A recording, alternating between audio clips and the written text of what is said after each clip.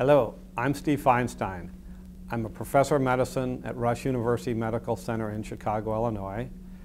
And as a cardiologist, my area of expertise is non-invasive imaging and preventive medicine. These two merge together when we use contrast ultrasound techniques to identify early disease in at-risk patients. That is, patients with early metabolic disease, metabolic disorders, diabetes, or proven cardiovascular disease. So together with non-invasive imaging, ultrasound contrast agents, and echocardiography, we are able to identify premature disease in our patients. Thank you.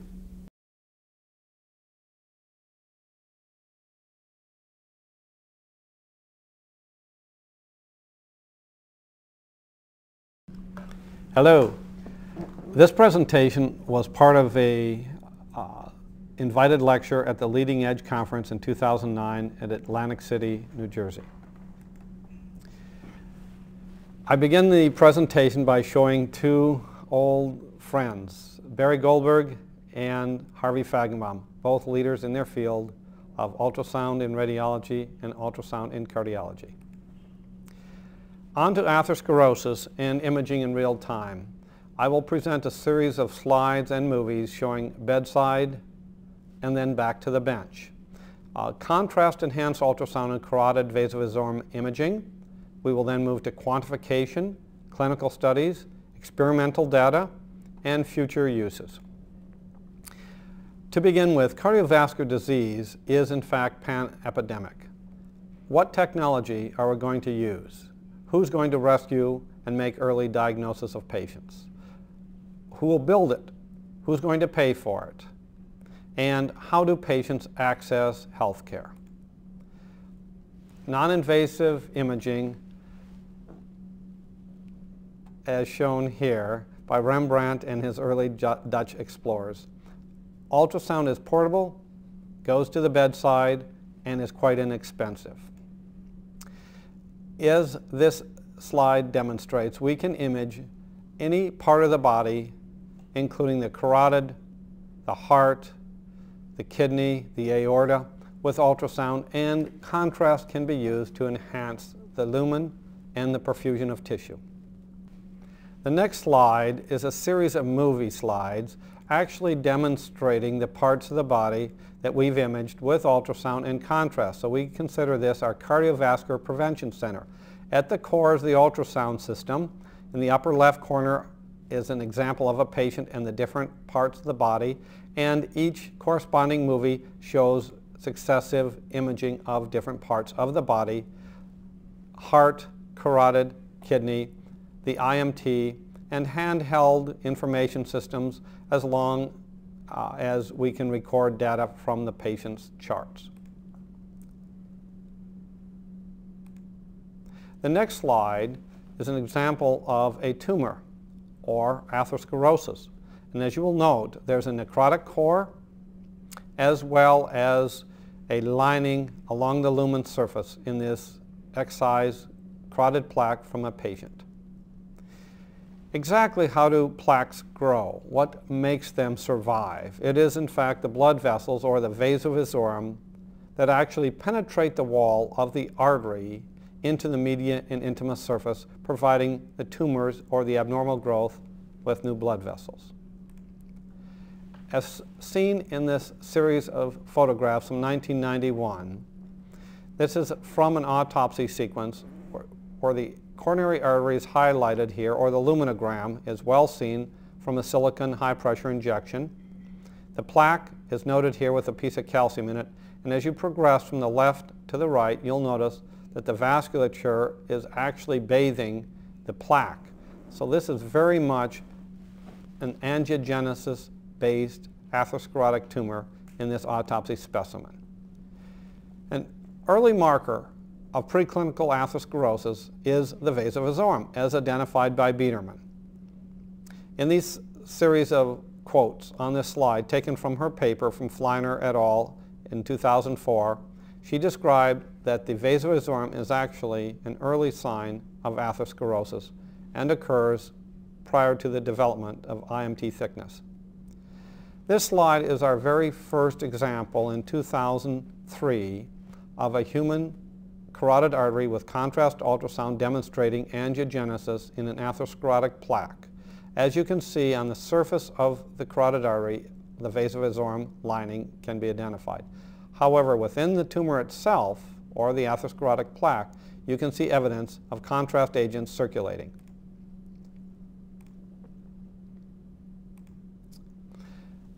The next series of slides will show the clinical pathologic correlates to the carotid plaque angiogenesis that I've demonstrated. This again is a histologic sample from a patient who had a carotid artery atherosclerotic plaque surgically removed.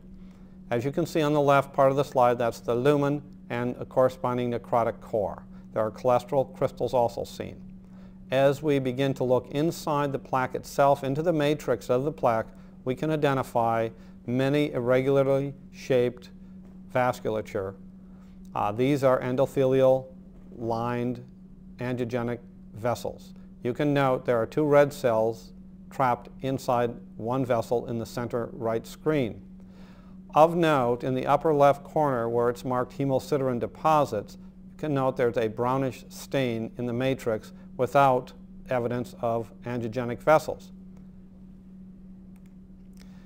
Using the same slide series, but staining with CD31, which is a mouse autoantibody to human endothelial cells, you can note there's a growth of endothelial vessels and new vasculature throughout the atherosclerotic plaque.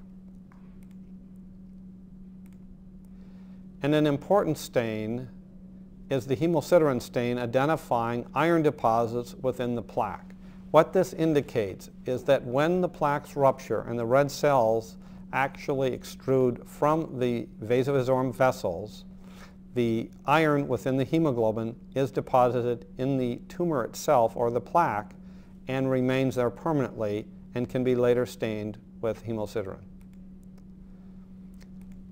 This graph demonstrates a recent publication in 2007 from the Journal of Vascular Medicine in which we compared and correlated the ultrasound contrast angiogenesis to the histologic examples from the tissue specimen. What you can see is that the histology correlated very well with the visual quantitation of angiogenesis noted within the specimen in 17 specimens or 15 patients. This next view is an open vasculature exposure during surgery taken from Stroke 2007 and Vincenzi's article.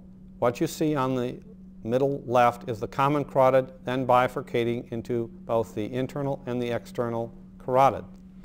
Please note the surface of the artery itself is filled with small wisp-like vessels. These are in fact angiogenic vessels. And another view from the same paper in 2007 reveals the standard carotid imaging in A, then B with color Doppler, and C with contrast enhanced ultrasound.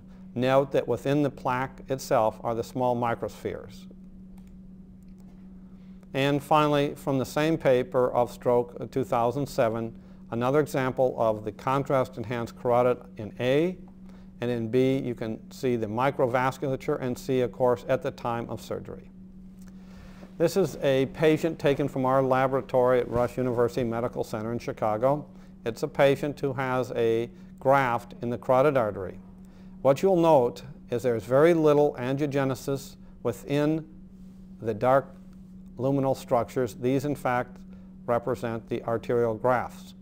However, on the next slide, proximal to the bifurcation, you can see vast amounts of angiogenesis lining the arterial surface of the artery while the contrast flows through the lumen itself. The next slide is courtesy of Professor Mauseri and Stefano Colli in Milan, Italy. It's a patient with Takayasu's disease, and notice that the inflamed arterial wall is tremendously vascular after the contrast injection. By the way, all these contrast injections are injected through a peripheral vein in the arm, circulating through the right heart, lungs, ultimately to the left heart, and then to the carotid artery. So none of these are arterial injections, but venous injections requiring only a ½ milliliter of a contrast agent. In this slide, you can note that the inflammatory wall is filled with vasculature consistent with the inflammatory nature of Takayasu's disease, and in fact looks very similar to the previous images I've shown you with atherosclerosis. And in fact, the next slide, courtesy of Hans-Peter Westcott from Hanover, Germany, what you will notice is that the plaque can be seen intruding upon the lumen, but you can also notice there's an external surface to the plaque, which is positive remodeling as well as negative remodeling, and in fact the atherosclerotic plaque is filled with contrast agent, signifying that the vessels are within this tumor or atherosclerotic plaque. The next image is a patient of mine who's 53-year-old diabetic gentleman, not on a statin. On the left, in real time, you can see the common carotid artery. You can see the contrast entering. And if you will note, at the bifurcation, there's an exceedingly bright signal which indicates the vasovasorum over the bifurcation. The image on the right is 8 months later after placing the patient on a statin to reduce the inflammatory response of atherosclerosis to the arterial wall. As you note, when we approach the bifurcation on the right, the vessel that was so apparent on the left is now only a remnant. This is probably the first indication of regression of angiogenesis seen in a patient. This was published in 2006. This patient example was 1 week ago in our laboratory. It's an asymptomatic patient seen for preventive screening. As you will notice on the posterior far wall, the IMT can be seen as normal. However, as we approach the bulb, there's IMT thickness, and if you look carefully, in fact, in one of the plaques seen at the bulb on the far wall, there's actually vasculature. As we move towards the bulb in the same patient, you can note that the far wall plaque identified at the bulb is in fact quite vascular as well as thickened.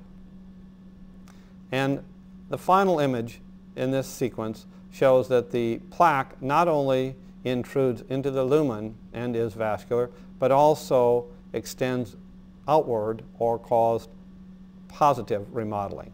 So the tumor or plaque actually extends both inward and outward and is readily seen in this example. Now, what about quantification of these images? To date, most efforts have been simply qualitative. Working with Dan Adam from Haifa at the Technion Institute in Israel, Dan has developed an in vitro test model where we can actually design the carotid artery and the vasovasorum. The next series of slides will show our results. What you see on the left slide is flow through the plastic tubing in the lumen, and if you notice in the upper left, you'll see the small vessels flowing through the vasovasorum. In a series of calibration studies, we noted that as the contrast concentration increased, so did the video image in both the lumen and the vasovasorum. As we began to develop this model, we are now using 3D imaging of the vasovasorum and lumen. When we move into clinical studies, we have also performed calibration studies. What you see in this slide is an intravenous injection of 0.5, 1.0, and 1.5 milliliters of an ultrasound contrast agent. In the patient, the lumen is increasingly bright, and the vasovasorum, as identified by the green and blue regions of interest, are also increasing in brightness. And if you look at the graph, you will notice that as the lumen increases in brightness, so does the vasovasorum, very similar to the in vitro tube study. Furthermore, we are looking at ways to quantify the vasovasorum. We have identified a region of interest between the lumen and the intima media, and that considered a standard vasovasorum baseline or normalization. And then we have a region between the green line, as you see, and the blue line, which includes the vasovasorum. So in order to do this, we actually developed a ratio of adventitial intensity to lumen intensity. Based on this data, we have looked retrospectively at around 159 patients from our laboratory. What we found is that patients who had significant more angiogenesis had in fact an increased incidence of heart attack or stroke. Now this represents a retrospective study correlating the presence and amount of angiogenesis in our patients. It does not represent a prospective study at this time. Furthermore, we are looking to develop animal models that mimic the human atherosclerotic condition. We've been working with the researchers at the University of Wisconsin involving the vasovasorum activities seen in the Rapaz familial hypercholesterolemic swine model. What you see in the upper right corner is an insert of the FH swine, and in the lower left two boxes, the femoral arteries and the histology of the femoral artery. On the right, an angiographic view, and below that, the ultrasonic view of the femoral artery. What you will see now on the right is a real-time image of a contrast injection, intravenous injection in the FH swine. The lumen is highlighted, but what you'll notice above the lumen are presence of angiogenic vessels filling the wall, indicating atherosclerosis. Simply seen in this slide, we then began to develop a serial quantification of the vasovasorum in the FH swine. At 5 weeks, 13 weeks, and 43 weeks, please note the vasovasorum above the lumen was poorly seen at 5 weeks, minimally at 13, and was significantly seen at 43 weeks. In our conclusions then, the contrast-enhanced imaging is a unique platform to study atherosclerosis, and the Rapaz pig model apparently is a good place to begin this investigation. Future issues will resolve the difficulties we currently have in planar imaging with 2D, and what we prefer to image is a volumetric analysis of the carotid artery, the lumen, and the vasovasorum as seen in this slide. Ultimately, the 3D representation as shown here will show the lumen, the bifurcation, and the adventitial structures in one volumetric analysis. Finally, site-specific drug delivery therapeutic systems are being developed. The microspheres carry agents, and with the activation of ultrasound will deliver at certain locations their payloads. A simple slide demonstrates the agent is mixed with the microbubble, and the ultrasound energy then destroys the microbubbles and delivers the agent at sites. Thank you very much.